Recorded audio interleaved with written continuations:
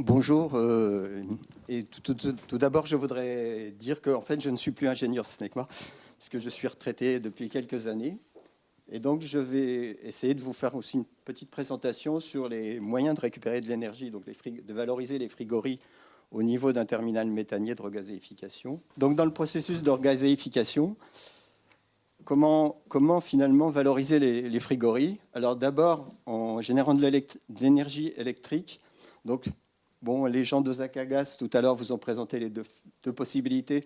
C'est soit de faire de la direct expansion, donc surpressuriser finalement le GNL par rapport à la pression de la ligne du gazoduc, et ensuite donc le détendre dans une turbine pour récupérer de l'énergie, ou bien faire des cycles de Rankine. Les autres possibilités, c'est qu'on peut effectivement, en disposant d'une centrale à gaz locale, c'est faire du givrage de gaz carbonique, donc en utilisant justement les frigories pour faire le givrage. Donc on en a parlé, enfin, les gens ont posé des questions tout à l'heure, je vous montrerai un peu des possibilités. En couplage aussi avec des pics d'émissions d'énergie renouvelable locale, donc produire du CH4, du méthane et de l'oxygène. Donc le méthane, on peut le réinjecter directement sur le gazoduc, et l'oxygène peut être liquéfié par les frigories du terminal, bien entendu, et ensuite stocké sur place. Et puis, dernière possibilité, c'est en produisant de l'énergie électrique par une centrale oxycombustion, donc partant de gaz naturel et d'oxygène liquéfié, liquide, et en récupérant à la sortie le gaz carbonique produit, et en refroidissant en fait les gaz à l'eau. Bon, c'est pas bon. C'est là. Oui. Donc, dans le processus de regazéification, les choses importantes qui vont faire l'objet de la présentation d'aujourd'hui, c'est d'abord de se donner une idée du débit de gaz qu'on va regazéifier. Donc, typiquement, je crois que le terminal de Dunkerque, il est prévu à peu près pour un équivalent de 9 millions de tonnes par an, en débit d'émission moyen, enfin en MTPA, quoi. Donc, qui représente par exemple 2 millions de tonnes par an, ça représente à peu près 230 tonneurs, ou en gros 64 kg par seconde. Et puis une pression gazoduc qui est en général en Europe, en France, autour de 80 bars.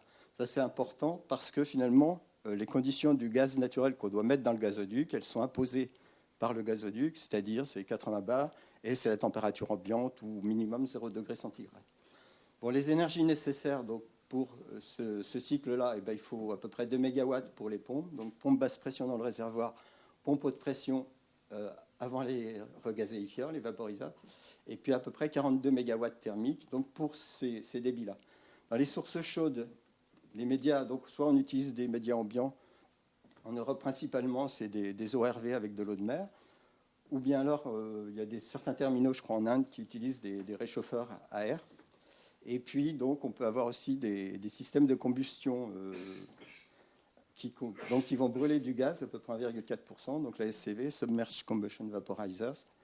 Et puis, faire comme c'est fait, je crois, sur le terminal de Zeebrugge, là, de Fluxys, c'est utiliser une turbine à gaz locale, donc qui va produire de l'électricité, et dont on va utiliser finalement les gaz d'échappement pour faire de la cogénération et apporter de l'énergie. Les deux principes de récupération d'énergie, donc le direct expansion, on va surpressuriser le GNL avec les pompes HP par rapport à la pression du gazoduc. Ensuite, on le chauffe, on le détend dans une turbine. Donc, on a un bilan qui est en général positif entre l'énergie de pompage et de turbinage, puisqu'on est en phase gazeuse. Et ensuite, on doit refaire un complément de réchauffage pour être compatible du gazoduc. Le cycle de Rankine. Donc, dans ce cas-là, on va générer de l'électricité. Donc, en fait, on utilise le GNL haute pression comme source froide, et puis on dispose d'une source chaude, donc qui va servir à boucler le cycle Rankine. Donc, on peut utiliser du GNL donc, dans la boucle de Rankine, ou utiliser d'autres mélanges qui vont être plus performants.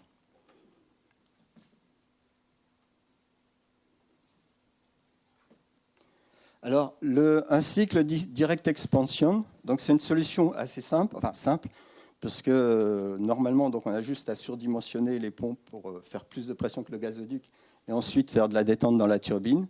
typiquement, donc, pour un terminal à peu près qui débite sur un réseau européen, ça va être du 150 bars, par exemple, pour commencer à avoir quelque chose de significatif. Et donc, on peut aussi, si la source chaude, le média, ce n'est pas de l'eau à la température ambiante ou autour de 5-10 degrés, mais c'est une source un peu réchauffée, donc de l'eau tiède, mettons, dirons-nous, on peut finalement pouvoir supprimer le réchauffeur aval. Alors, je vais vous montrer ça sur le schéma. Donc ici, c'est censé être un petit diagramme enthalpique.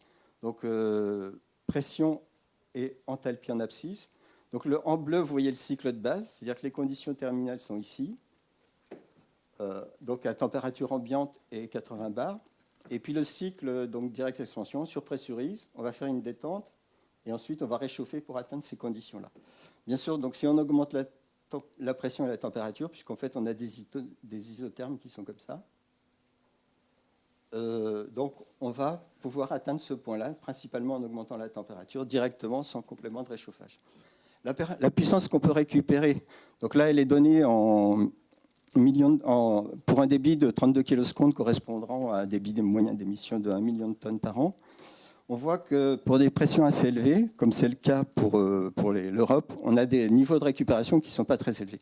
Par contre, dès que la pression diminue dans le gazoduc, ce qui est le cas, je crois, pour les terminaux japonais, notamment à Senboku, je pense qu'ils sont autour d'une vingtaine de bars ou quelque chose comme ça. Et donc là, on peut augmenter significativement l'énergie récupérée.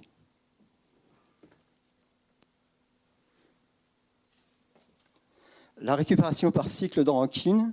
Donc, il faut savoir qu'un cycle de Rankine, c'est un cycle qui a un rendement faible. Parce qu'en fait, on doit fournir en énergie 2 fois la chaleur latente au fluide, c'est-à-dire une fois à la vaporisation, une fois à la condensation. Donc typiquement, alors qu'une turbine à vapeur, en général, a des rendements de l'ordre de 30%, un cycle de Rankine il va être dans des rendements autour de à peu près 15%. Ensuite, la température d'entrée du condenseur, enfin, à la sortie, donc le cycle, il est représenté un peu sur ce schéma. Donc le condenseur ici, donc on utilise le GNL qui a été dérivé à une partie, donc une partie du GNL est dérivée du process principal, et puis donc il va passer dans le condenseur, et donc là on a une boucle avec le condenseur ici, donc le fluide qui est reliquéfié, et ensuite qui est pompé, vaporisé et détendu dans la turbine. Ici, c'est pour montrer un peu qu'on peut finalement, à partir du moment où le cycle de Rankine est fermé, on peut adapter le fluide, donc on peut prendre du GNL ou autre chose pour justement avoir de meilleures performances, puisqu'on va voir que ça marche un peu comme ça. Alors, typiquement, sur cette planche, je vous présente des résultats pour 3 fluides choisis. Donc, d'abord du GNL tout seul, ensuite du GNL enrichi, c'est-à-dire à peu près avec 20% d'éthane et 6% d'azote, et puis un mélange C2C3, donc éthane, propane, à hauteur de 60-40%. Donc voilà à peu près les principales caractéristiques des cycles, donc toujours pour les hypothèses du terminal qu'on avait vu tout à l'heure.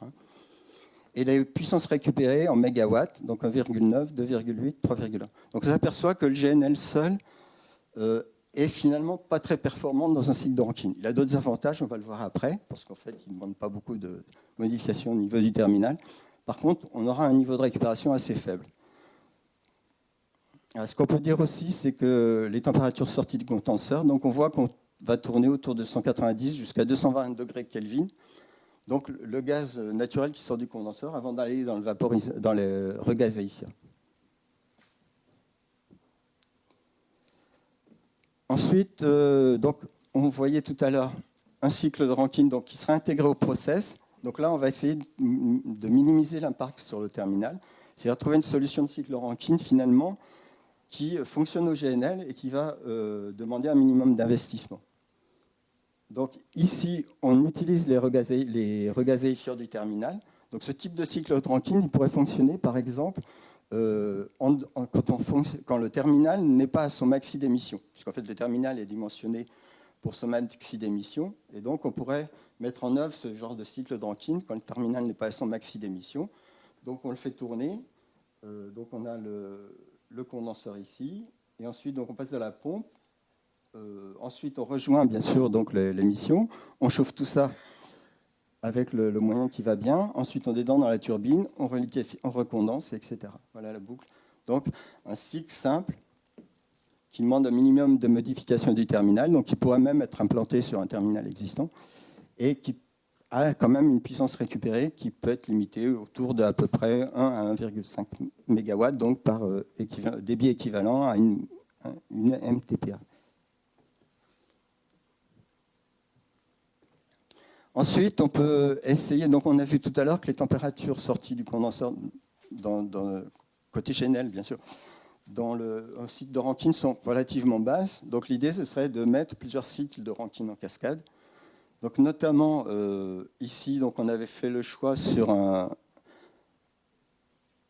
cycle, il ne faut pas que je me trompe, c'est toujours pareil. Donc un premier cycle qu'on appellera le Rankine froid, et un deuxième cycle Rankine chaud. Donc le premier est à GNL enrichi, comme on l'a vu tout à l'heure, et le deuxième, c'est le fameux mélange éthane-propane. Et donc la somme des deux permet de gagner donc à peu près 30-40% sur la puissance récupérée. Typiquement, donc voilà, et la température de... Oui, c'est ça, pardon. Ensuite, l'utilisation d'une source chaude à eau tiède, donc avec de l'eau à peu près 40-50 degrés centigrades, donc ce qui est quelque chose qui est assez facilement disponible sans grosses contraintes de mise en œuvre, etc. Donc on voit qu'on peut atteindre ces niveaux de récupération. Donc GNL enrichi en température ambiante de 2,8 MW, avec deux cycles de Rankine 3,8 et avec la température augmentée 5,3, plus 40%. Enfin, dernier point, c'est si on veut vraiment optimiser le terminal, dans ce cas-là, l'idée c'est de, par exemple, ça peut être de combiner le terminal, donc ça peut être à une turbine à gaz locale, donc qui fournirait de l'énergie, électrique et des calories pour les réchauffages, ou éventuellement, par exemple, d'utiliser les pertes thermiques d'une centrale nucléaire qui serait là à côté du terminal par hasard. Ou parce que... Donc voilà, bien sûr. Donc, disons, bon, le principe, c'est, dans ce cas-là, on part toujours... Donc on fait à la fois du direct expansion, donc on voit qu'on surpressurise par rapport aux besoins du gazoduc. Ensuite, donc, on redétendra après le chauffage. Et puis, on fait tout fonctionner. Donc là, on voit les échangeurs qui ont été optimisés dans les deux cycles de Rankine, de façon à maximiser, bien sûr, les puissances thermiques transmises et donc, comme ça, récupérer le maximum d'énergie électrique. Donc, typiquement, le type d'échangeur qui pourrait être envisagé pour ces genres de cycles, ça pourrait être des échangeurs à plaques. Donc, par exemple, je crois que c'est l'IFP avait proposé ou développé, je ne sais plus où ils en sont maintenant, pour des terminaux de liquéfaction, des technologies avec échangeurs à plaques, donc qui sont quand même assez bien adaptés, qui sont peut-être moins chers que d'autres échangeurs, etc. Je me trompe. Excusez-moi. Bon, et c'est les performances de ce genre de terminal. Donc, bon, je vais les donner directement ici. Donc en bas, donc la puissance récupérée.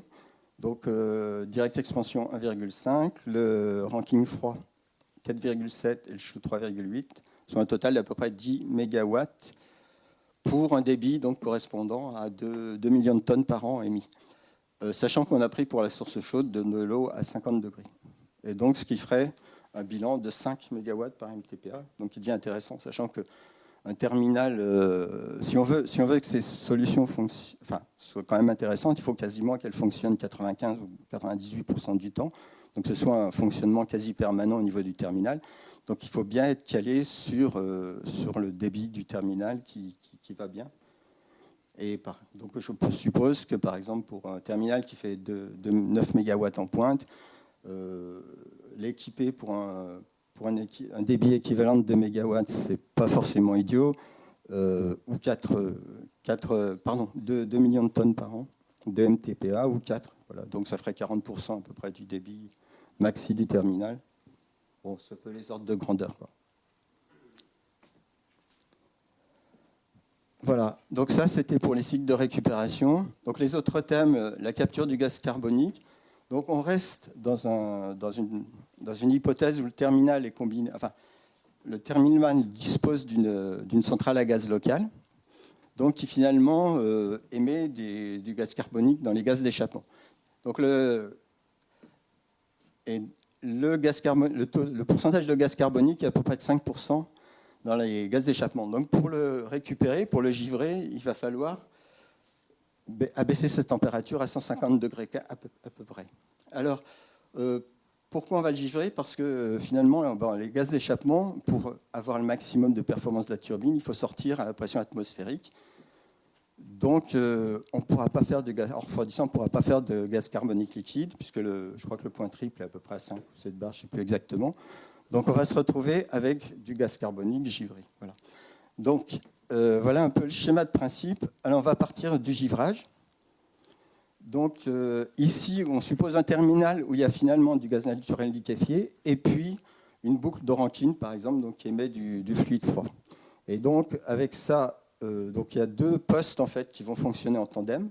C'est-à-dire qu'il y aura un poste qui sera en fonctionnement dépôt de gaz carbonique givré et l'autre qui sera en phase rinçage par une source de gaz carbonique liquide. Donc on peut aussi pressuriser ces installations. Donc quand on les isole du réseau global, on peut les pressuriser. Et donc là, on peut monter la pression au-dessus de cette barre et donc avoir du gaz carbonique liquide qu'on évacue par rinçage avec le givre.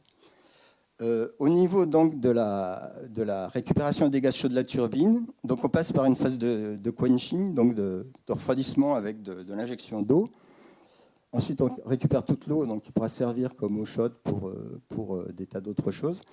On va passer dans une double boucle. Donc en fait, c'est tout simplement le refroidissement jusqu'à 220 K, voilà, du mélange qui reste donc azote, air et gaz carbonique. Donc de tout ce débit-là se fait par le réchauffage de 150 à 280 K à peu près du mélange qui sort des givreurs.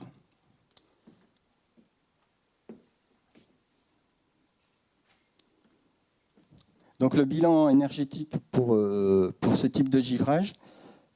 Alors la gazéification, donc toujours dans les mêmes hypothèses. Ce qui est intéressant, c'est que donc il nous faut à peu près 8 MW pour refroidir le mélange CO2, N2O2. Donc ça, c'est pour une turbine, pour une turbine de 40 MW électriques, donc qui fournira à peu près 100 kg par seconde de gaz chaud. Donc 8 MW pour les pré-refroidir. Ensuite, 8,5 MW. L'apport frigorifique donc, fait 13,5 MW pour la phase donc, givrage. Donc on voit qu'on est bien positif par rapport aux besoins en givrage, c'est ça l'important. Hein. Et puis 12 MW. Donc on peut tout faire fonctionner le système avec un débit d'émission du terminal correspondant à 2 millions de tonnes par an en moyenne. Autre idée donc, sur l'utilisation des frigories d'un terminal, c'est les synergies. Bon, là encore, on en a parlé avant. Comment finalement trouver des synergies entre des énergies renouvelables, donc des surproductions d'énergie renouvelable non utilisables au moment où elles sont produites, un processus de power to gas, et puis bien sûr le terminal. Dans ce cas-là, en fait, l'idée, c'est bon, avec les surplus des ENR, c'est de utiliser l'électricité en trop pour finalement produire de l'oxygène et du méthane. Donc, le méthane, lui, peut être comprimé à la sortie et réinjecté directement sur le gazoduc. Et l'oxygène va être refroidi par le GNL, donc en sortie de son process, donc avant d'être réchauffé complètement à la température ambiante. Alors ici, on a dessiné un double échangeur. Parce qu'on peut supposer, par exemple, que dans un échange on préférera ne pas avoir dans un même échangeur un mélange oxygène et hydrocarbures. Donc c'est juste pour ça qu'il y a le double schéma. Donc là, on refroidit l'oxygène, à peu près, on peut atteindre de l'ordre de 130 degrés Kelvin. Une détente, donc, sachant qu'en sortie d'électrolyse, donc on peut on a besoin d'une 20 ou 30 bars. Donc on fait une détente à la pression atmosphérique. Bien sûr, là, on va avoir une partie de l'oxygène qui va se vaporiser, l'autre qui va se condenser.